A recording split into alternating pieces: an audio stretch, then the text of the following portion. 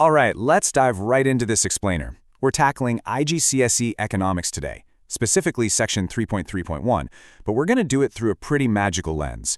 We are taking a trip to Hogwarts to decode the whole complex matrix of factors that actually affect our occupational choices.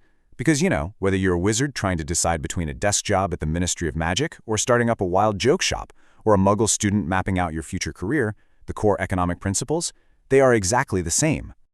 Picture this. We're dropping right into the middle of a conversation. Professor Albus Dumbledore is sitting in his office with Harry Potter. Harry is getting to the end of his schooling, and Dumbledore asks him what he truly values most for his future. It's a huge, profound question, and Dumbledore lays down the absolute fundamental economic truth right out of the gate. An individual's choice of occupation really depends on many factors, and they basically fall into two camps. You've got your financial rewards, which are your wage factors, and then literally everything else, which are the non-wage factors. Chapter 1. Choosing a Magical Career. It's actually fascinating how picking an occupation completely mirrors the classic hero's journey. Dumbledore points out to Harry that preparing for a career is an epic quest all on its own. First, you have the initiation. That's when you're just starting to figure out the adult world. Then comes the task and the quest, basically your education, grinding away to get those qualifications and skills. Next up is the journey, where things get real and you venture out into the labor market. And yeah, sometimes there's even a fall, a setback or a failure that forces you to pivot or retrain. When you think about it, every single worker is kind of the hero of their own economic journey.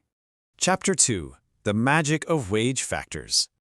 So let's look at how Dumbledore breaks down the financial rewards of work. Now, in the wizarding world, we're obviously talking about galleons, sickles, and nuts, but those standard Muggle economic principles apply perfectly here. Right on cue, Hermione Granger bursts into the office.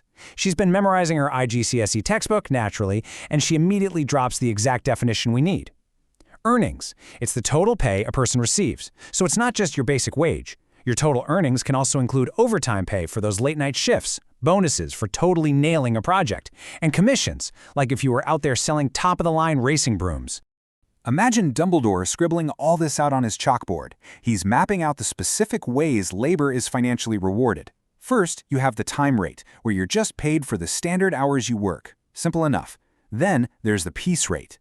This is where you get paid based on the actual amount you produce, so imagine getting paid per individual potion you successfully brew. We've also got share options, and, super importantly, fringe benefits.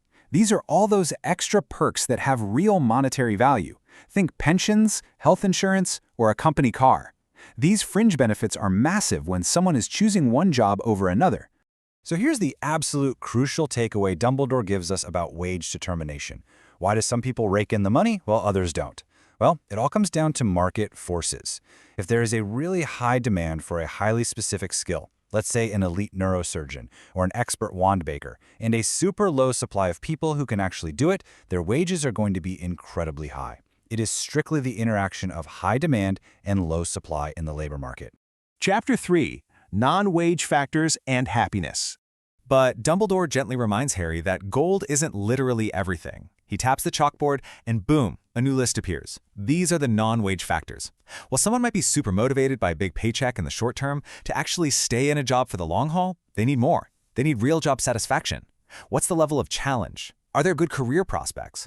What are the working hours and conditions like? And what about job security? Occupations like teaching or healing might not always throw the most gold at you, but the intrinsic reward and satisfaction from helping others, that can be a total game changer for a lot of people. To put this into perspective, think about a real-world Muggle example, straight from our source material. Workers putting up bamboo scaffolding way up high above the streets of Hong Kong. This is a perfect illustration of the level of danger involved when picking a job. Some roles just require a really high degree of physical risk. Firefighters, rescue teams, scaffold erectors. A worker constantly has to weigh whether the financial compensation is actually worth the danger they're putting themselves in every day. When we zoom out, the whole shebang is essentially a massive balancing act. Financial rewards versus personal satisfaction. You are constantly weighing the wage factors, which are usually your short-term motivators, the money and bonuses, against the non-wage factors, which dictate your long-term happiness, recognition, and working conditions.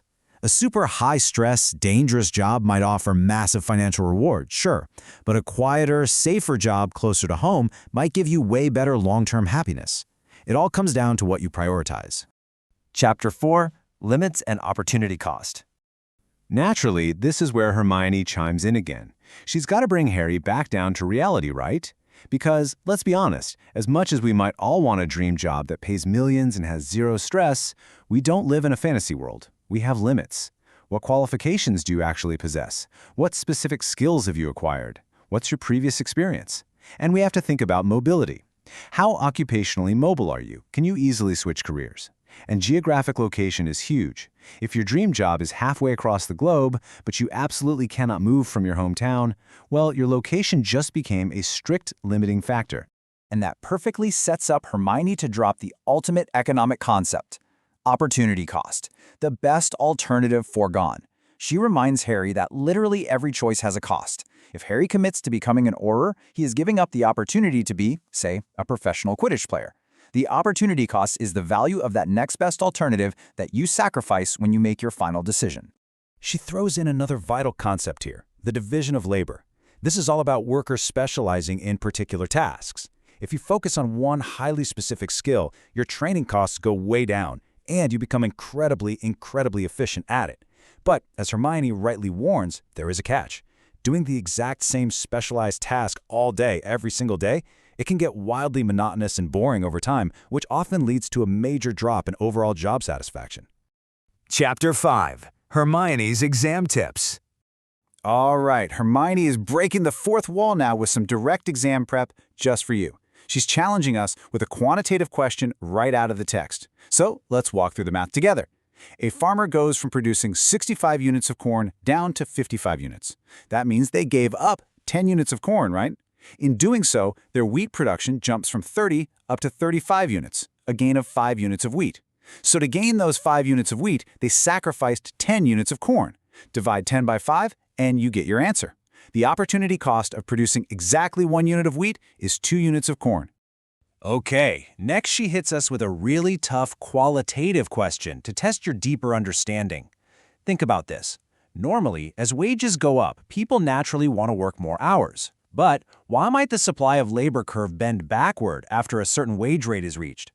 Well, if the wage gets high enough, a worker might suddenly say, you know what, I'm earning plenty now. I'd actually rather work fewer hours and just enjoy my life. They start prioritizing leisure over extra income. And that exact shift is what makes the supply curve literally bend backward. Now here is an absolutely crucial exam tip Hermione wants to burn into your memory so you don't lose easy marks. If an exam question specifically asks you to discuss the non-wage factors influencing a person's career choice, whatever you do, do not start talking about their basic wages, their overtime, bonuses, or commission. Just don't do it. Keep the financial rewards completely out of that answer. So, let's run through Hermione's rapid-fire revision checklist. Lock these in. Number 1, occupational choice always depends on both wage and non-wage factors. Number 2, wage factors are your financial rewards. Number 3, non-wage factors are your non-financial influences, like satisfaction or working conditions. And lastly, wages are fundamentally determined by the interaction of labor demand and labor supply.